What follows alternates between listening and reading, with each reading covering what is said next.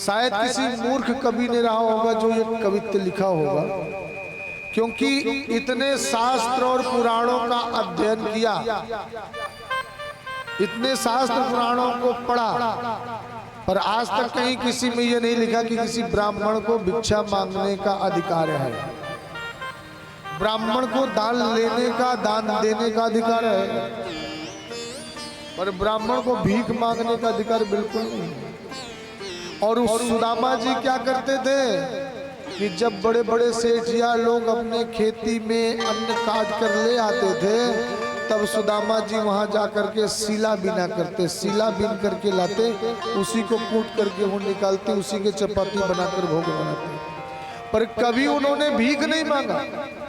दूसरा, जहां पर हम अनाज बेचने जाते हैं, जिसे फड़ कहते हैं, वहां जाते तो वहां जब कुछ दाने बाहर पड़ा रहता, रात्रि में जब फड़ बंद हो जाता, वहां से उठा कर लाते, उसे पीसते, धुलते और उसी का आटा बना करके ठाकुर जी का भोग लगाते। सुदामा जी ने कभी जीवन में भीख नहीं मांगा।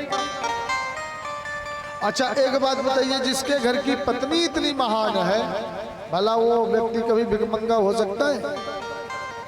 क्या संबोधन दिया है सुदामा जी की पत्नी का? क्या है? जाकी घरनी पतिव्रता,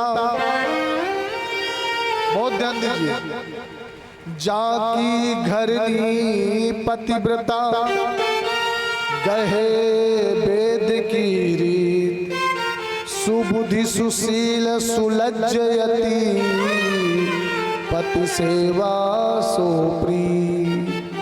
जिसके घर में ऐसी औरत होगी सुलक्षणा, भला उसके घर में कभी धन ऐश्वर्य की कमी हो सकती है? क्या वहाँ कोई भिखमंगा रह सकता है? और इतना जरूर है कि सुदामा जी के घर में 2 टाइम के लिए प्रसादी नहीं होती, पर दरिद्री नहीं है, भिखमंगे नहीं है।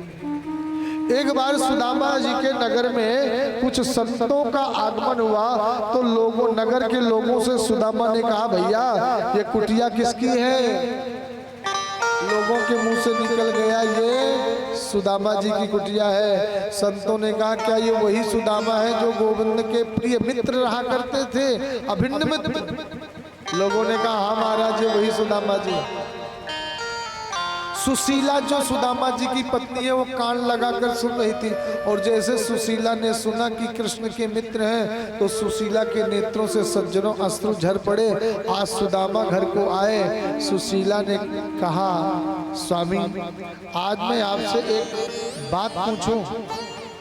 सुदामा जी ने कहा, देवी एक नहीं, 2 नहीं, 4 बात पूछो। सुशीला ने कहा, प्रभु क्या मैंने आज जो सुना है वो सही है? क्या सुना आपने? सुशीला कहती है, क्या श्री कृष्ण द्वारिकाधीश प्रभु आपके मित्र हैं? और जैसे ये नाम सुदामा जी ने के कान में पड़ी, तो सुदामा के नेत्रों से अश्रु झरझर झरझर बहने लगे। देवी तुमने कितनी पुरानी बात याद दिला दी।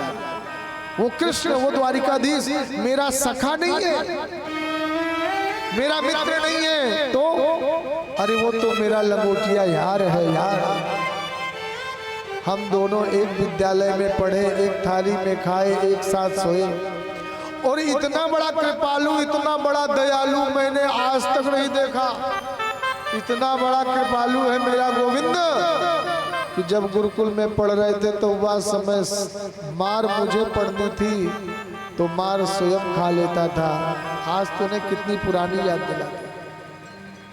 सुशीला ने कहा, देखो देखो, एक महाराजा द्वारिकाधीश और एक मित्र सुदामा जिसके खाने के लिए अन्न नहीं है।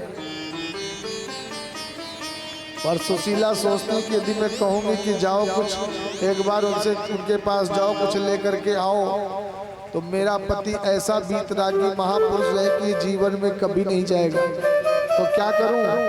तो सुशीला ने कहा, प्रभु स्वामी क्या आपको अपने मित्र की याद नहीं आती? एक बार उनसे मिलने जाने का मन नहीं होता? सुदामा कहते हैं, देवी मिलने का मन तो हर पल हर क्षण होता है,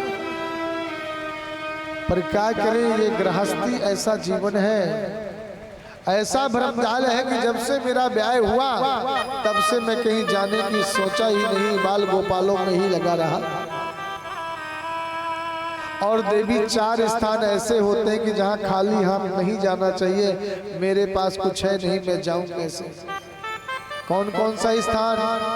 बोले पहला स्थान है किसी सत्संग में जाए, भागवत में जाए, कथा में जाए तो खाली हाथ कभी नहीं जाना चाहिए। यदि आपके पास धन है तो जाकर पहले ग्रंथ को कुछ धन चढ़ाएं, इसके बाद में वहां बैठ करके आप कथा सुने तो वो प्रभाव अपना प्रदान करेगा। यदि आपके पास धन नहीं है तो एक माला लेकर जाएं, पुष्प लेकर के जाएं, तुलसी दल लेकर के जाएं, पहले ग्रंथ को समर्पित करिए, फिर बैठ करके उस पुराण को, कथा को सुनिए, वो अपना प्रभाव डालेंगे। और दूसरा स्थान है देवालय।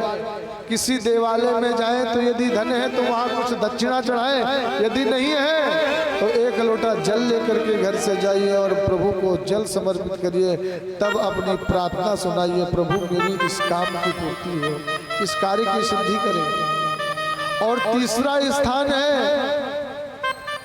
किसी प्रेमी के यहाँ जाओ जिससे आप बहुत प्यार करते हो, तो कभी खाली हाथ नहीं जाना चाहिए। यदि आपके पास कुछ नहीं है तो एक मीठा का पीस लेकर के जाओ, उसको पहले मीठा खिलाओ या कोई वस्त्र प्रदान करो या कुछ दक्षिणा प्रदान करो, तब उसको हृदय से लगाओ, गले लगो और अपना निवेदन सुनाओ। और चौथा स्थान है गुरुद्वार।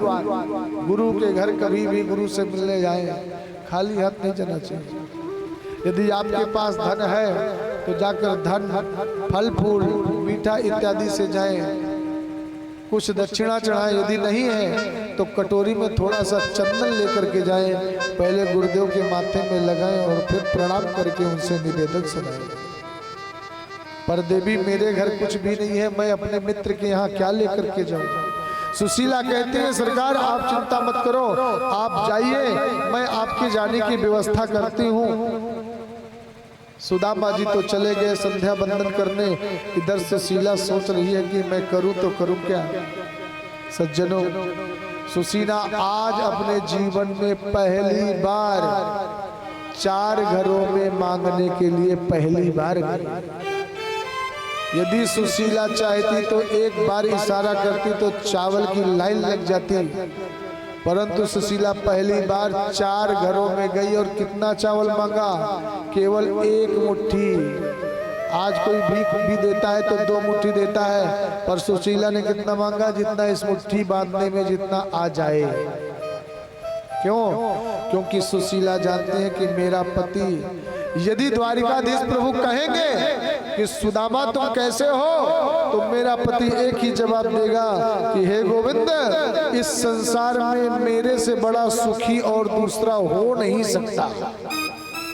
तो उन्हें जब तक मालूम नहीं पड़ेगा कि मेरे घर में खाने के लिए चावल भी नहीं है, तब तक हमें देंगे क्या?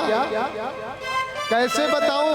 इसलिए सुशीला 4 घर में गई, क्योंकि 1 मुट्ठी चावल एक घर का मोटा होगा, दूसरे घर का पतला होगा, तीसरे घर का टूटा हुआ होगा और चौथे घर वाले चावल में तो धान भी मिला होगा। 4 मुट्ठी चावल लेकर के आई और एक बिलस्त कपड़ा उठाया जिसमें एक टुकड़ा हरा, एक नीला, एक पीला, एक हरा, एक गुलाबी, सारे रंग के कपड़े बंधे हुए थे, सिले हुए थे। उस कपड़े में पोटली बांध करके सुदामा जी आए और सुदामा जी को दे दिया कि जब तुम्हारे गोविंद मिले तो ये उनको भेंट में प्रदान कर दीजिए। प्रेम से बोलिए राधे राधे। सुदामा ने उस चावल की पोटली ली और बोले देवी अब तुम बच्चों का ध्यान देना, मैं चलता हूँ, गोविंद से मिल करके आता हूँ। चल दिया मेरा सुदामा। या